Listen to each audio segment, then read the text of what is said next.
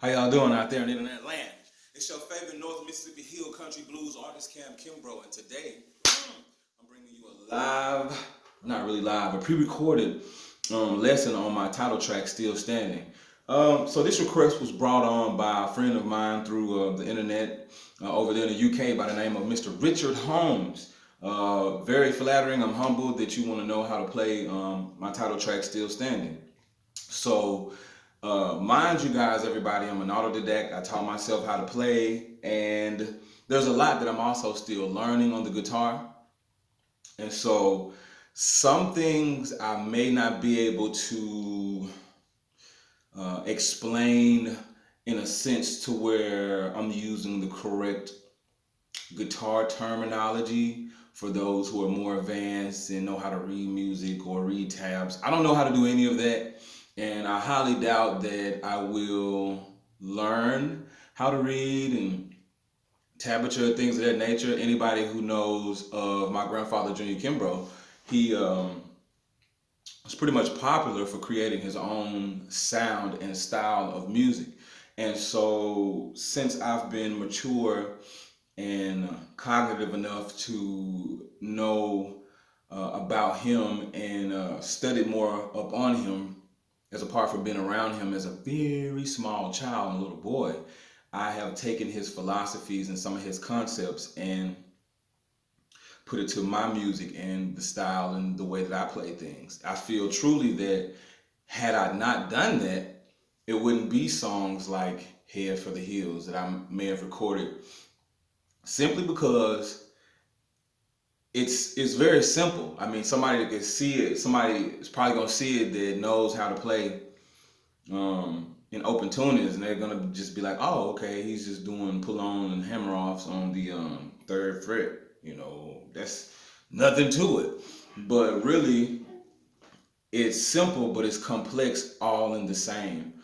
And I think that's what made my grandfather widely recognized. Is that from my understanding, what me and my dad, Mr. Kenny Kimbrough, and my uncle David David Kimbrough Jr., R.I.P. DK3, which he taught me my very first guitar chord. And I really appreciate my Uncle David and his humbleness and the way that he did things. Like, of course, I looked up to all of my family members, including my grandfather. But between my Uncle David and my father, both of them gave me like a million words in a short package, very small sentences. And what that did for me was it enabled me to actually be hungry. Like it enabled me to be thirsty for more knowledge, and enabled me to want to dedicate more time to actually figure out just what was in these coded messages exactly that they were telling me. They were telling me a whole bunch of stuff without really saying much at all. And so that's basically what I want to do for you guys, is just give you or pass along, not really give you. I don't want to give you the sauce and you run off with it, but I will give you some of the tools and tricks of the trade that have allowed me to become the hill country blues musician and or musical artist that I am today. Now, I know I speak a lot on being a hill country guitarist, but I do record other music than just hill country, just for the simple fact that I was born in the 80s and there was a large variety of music that I was listening to. I still listen to. In another video that I had put up on my channel, which I'm really not sure why I got taken down. A friend of mine across the internet, I think there might have been Richard as well. I had posted a video about how to channel your inner bluesman, which I may do again. You guys just let me know what you want to hear or see from me, and I will be more than happy to do that for you, which I actually encourage you guys to communicate with me. I won't make a promise, but I often pretty much respond to whoever communicates with me over the internet. I mean, I thrive on it. Like, that's what I want to do. I actually started this YouTube channel not just to entertain and post videos, but to communicate with people across the globe, boy. You know what I mean? I talk to a Martian if he able to chime in, as long as he ain't trying to hurt me. But anyway, long story short, just being a part of the Kimbrough family and being around the network of hill country blues musicians, all the way from, if you don't know these guys, definitely give them a look up. Mark Muleman Massey, Kent Burnside, Cedric Burnside, Dwayne Burnside, Gary Burnside, Lightning Malcolm, T. Model Ford, Robert Belfort, Lucy Spiller down in Clarksdale. I did not spend a whole lot of time with this young man, Kingfish, Chris Ingram Kingfish, but I was in and around Clarksdale when I'm not really sure if he had just began. That was around the time where I had really started touring, and so I was traveling around the United States of America with Lightning Malcolm, and so we hit up Clarksdale, Mississippi a lot, which is down in the Delta, Highway 61 in Clarksdale, Mississippi. If you hadn't been there, and if you are a true blues lover, you really ain't been baptized until you've been down to the Delta in North Mississippi. I'm just gonna tell you like that. Of course, Memphis blues, you know, that's iconic and everything. I mean, you know, B.B. King and all of the other great musicians here. I mean, I really don't have the time to really just talk about all those guys. But so the tricks of the trade to how I create certain songs and how I approach certain songs are actually brought on and motivated by my grandfather, which he did not use a lot of chords. He might have used one chord, in which I think that I fully dedicated myself to doing the same. Going to the four. I like to go to the four a lot. You know, the 1, 4, 5, but I just leave out the 1 and the 5 and just go to the 4 because the 4 would be the most lit sometimes, you know. Anyway, in my opinion. So getting back to the subject of the matter, I'm going to do my best, Richard, and everybody across the internet, to try and break down this song, Still Standing, which is my title track. So just to give you a small example. So it just starts, I have to do another, I'll do another segment about the slide, so that's a different segment, but this is the segment. So here we are, let me move it out for you. Here we are, Richard and gang, at the 3rd fret. So what I'm going to do is just go through the motions. First of all, let me back up and slow down. I'm in open G tuning. So we're going to start from the bottom. And it's crazy because when I first started playing guitar, I thought this was the top of the guitar where the fattest string is, but it's not. It's crazy, right? So we're going to start from the bottom and we're going to tune our strings. And if I'm talking too fast, please feel free to pause the video and rewind. Sometimes I do talk fast. So we're going to start from the top string or the bottom string. D as in dog.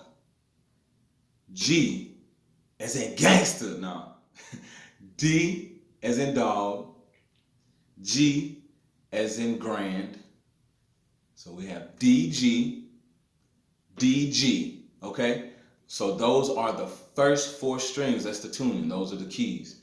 D, G, D, G, B, and D. D, G, D, G, B, and D. So don't worry about what fret I'm on. I'm specifically just talking about the strings and tuning. So the song Still Standing is in open G tuning, which R.L. Burnside was another great influence of mine, and he played in the open G tuning. And after, let's say, 4 to 5 years of banging around in standard, feeling like I'm at a plateau, or feeling like, oh my God, I'm never going to do anything but what I'm doing right now. So I decided to go to another tuning. Okay, so here it is. So just pay attention to my fingers. So we are on the 3rd fret. So I'm starting with the A string if you're tuning in standard, but this is D because we are in open G. And I'm just going to play it through just so you can hear it.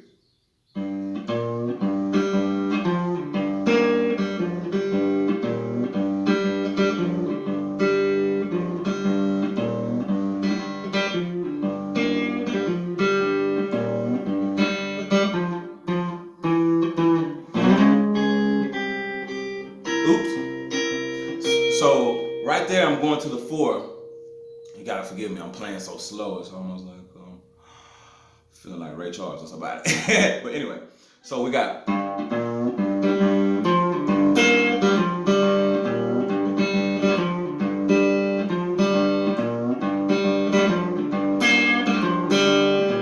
Hey, 4.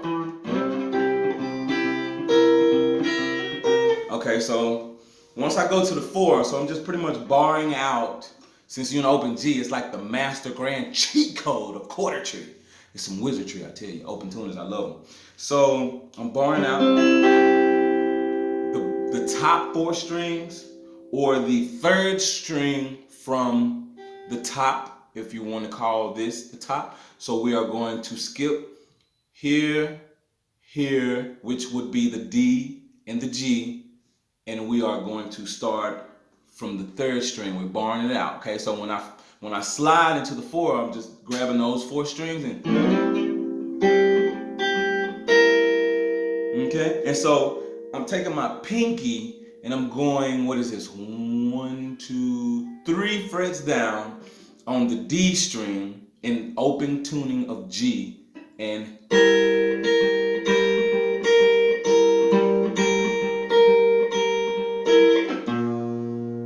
back to the riff.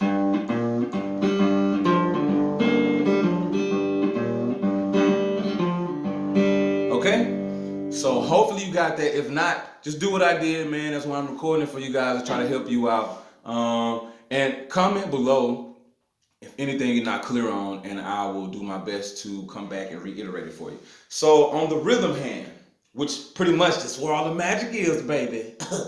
So we're gonna go right here. So we already know what we're doing up here. If not, just rewind the video. So just to give you a view of the rhythm hand. So mind you, as far as technically explaining this to you guys, at the level of guitaristry that I am right now, I probably could if I took the time out and did the notes, which I will. It just depends on how much traffic I get on this video. This is what this hand is doing. Can you see? Let me see. Lean forward.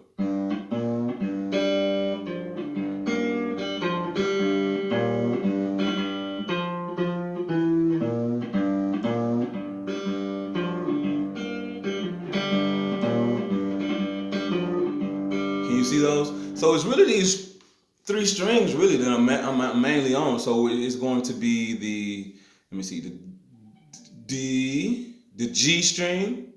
So it's D, G, D, G. So it's D, G, and D. So it's really the 2nd, 3rd, and 4th string. Okay? The 2nd, 3rd, and 4th string. Let's see if we can get it. So it's just these 3 strings right here. Yeah. Yeah. It's just these 3. It's making all that magic, man. So one more time.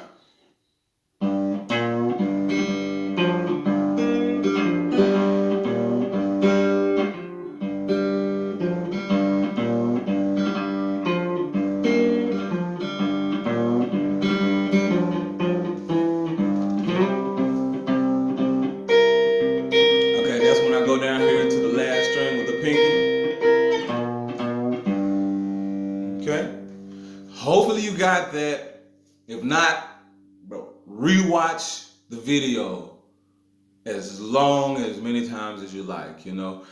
Sometimes watching it might not help. Sometimes it's a good idea to just listen to the song. Like, it's crazy. My Uncle David used to tell me, like, he'd be like, Uncle David, how do you play Meet Me in the City?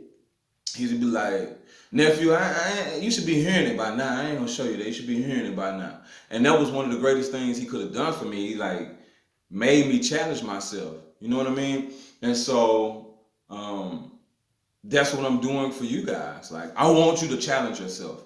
And like I said though, once again, if you don't really understand something, I don't have a problem with like telling you, but I want you to challenge yourself, because it wasn't given to me, baby. Just because I'm a Kimbrough don't mean it just fell off in my lap. No, man. No. Actually, which this is a whole other video, I actually was homeless around the time that I started to learn how to play the guitar. Y'all probably don't believe me, but I know what I'm talking about, baby. I know. I was homeless. I was living in Holly Springs, Mississippi. I was driving a truck, and just so no legal issues come about, that I'm not gonna name the name. That company underwent some investigations, and it caused me to lose my job, my whole life to change. Then, and at that very point, is when I became a true blues man, and I earned my way. You hear me? Earned my way. Anyway, that's a short little story and short little teachings on how to play my title track, Still Standing. If you guys have any questions, please let me know, and it's gonna give you a little piece of it just for the time being.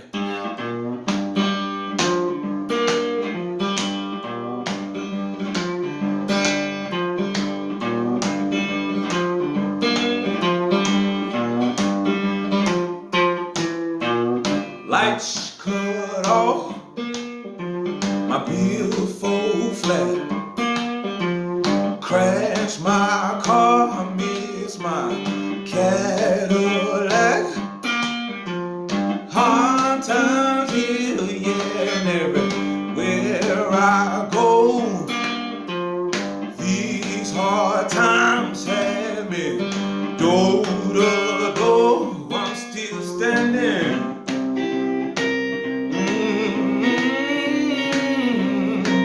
Yes, I am.